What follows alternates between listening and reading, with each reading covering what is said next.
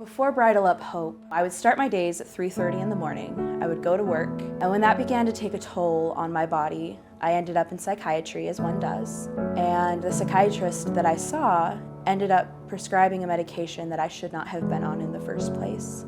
And I ended up becoming addicted to it, and it ended up ruining my life. I ended up abusing it. I ended up buying it off the streets. And at some point, I ended up crossing it with alcohol. I didn't know what I was doing, but ruining my own life. There was one day I just couldn't do it anymore. And I ended up in the hospital for a suicide attempt for the second time.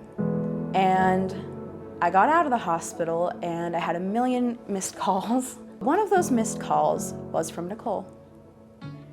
And she said, "Hey, I'm the program director at Bridal Up Hope. I have an opening for a tour this Friday if you would like to come and see the barn."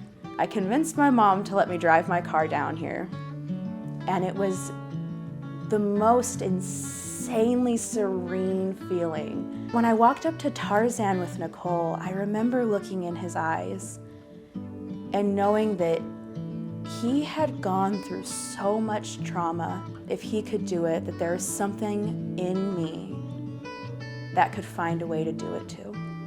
When Payton first got here, she was very anxious. I remember she was really nervous about the horses and really scared to be around them or, to be on them. Her second lesson I remember was with Jack, and as she reflected upon that lesson, I remember her coming back the next week and she had taken her suicide note and covered it with colored paper and a picture of Jack, and she wrote hopeful on it.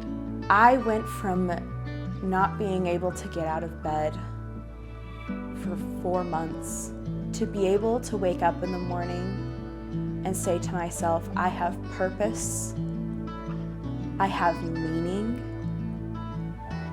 I have hope, is everything to me, and I have that because I have this barn. Instead of being a light, I think she's like a rainbow, honestly.